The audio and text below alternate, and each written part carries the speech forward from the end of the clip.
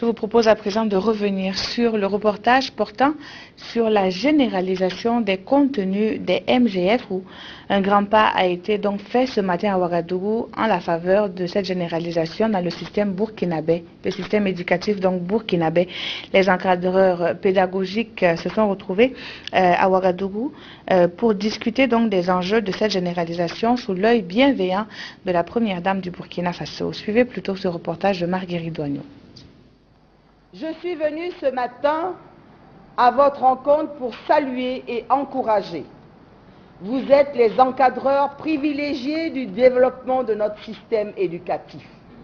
Je souhaite donc vous dire que l'insertion de modules sur les mutilations génitales féminines est une stratégie capitale pour leur élimination. La première dame du Faso s'adresse ici aux encadreurs pédagogiques du centre. Depuis février 2014, les acteurs de la lutte contre la pratique de l'excision ont convenu de la généralisation de l'enseignement des contenus MGF dans le système éducatif et une campagne de plaidoyer a été lancée dans ce sens. Aujourd'hui, il est plus que temps d'impliquer ces acteurs de l'éducation dans le combat contre l'excision au Burkina Faso, soutiendra Chantal Compaoré.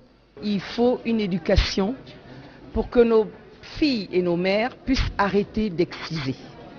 Et je crois qu'en incluant les modules MGF dans les curricula des enseignants, nous pourrons atteindre l'objectif de la tolérance zéro. C'est ce que nous souhaitons et c'est ce que le Burkina Faso, en tant que leader, doit pouvoir faire cette promotion-là afin d'éradiquer tout ce qui est pratique de l'excision au Burkina Faso. Une approche éducative qui est expérimentée dans plusieurs lycées et dont les résultats encouragent cette généralisation. C'est une course de fond. Vous savez, depuis le temps qu'on a commencé la sensibilisation, nous en sommes toujours à des cas d'excision. Donc c'est une course de fond. Autant prendre son temps en accélérant le processus et d'aller bien que de tout mélanger au départ et se retrouver à mi-chemin avec des objectifs qui ne seront pas atteints et obligés de reprendre le processus. Il faut dire que la pratique de l'excision connaît une certaine recrudescence au Burkina Faso et cela malgré les efforts du gouvernement et ses partenaires pour la tolérance zéro au MGF.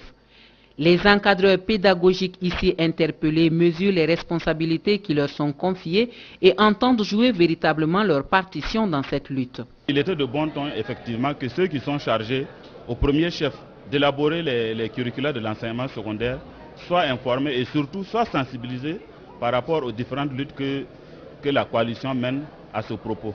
Et je pense que cette sensibilisation va davantage renforcer l'action donc de cette coalition dans la lutte effrénée qu'elle mène contre les MGF.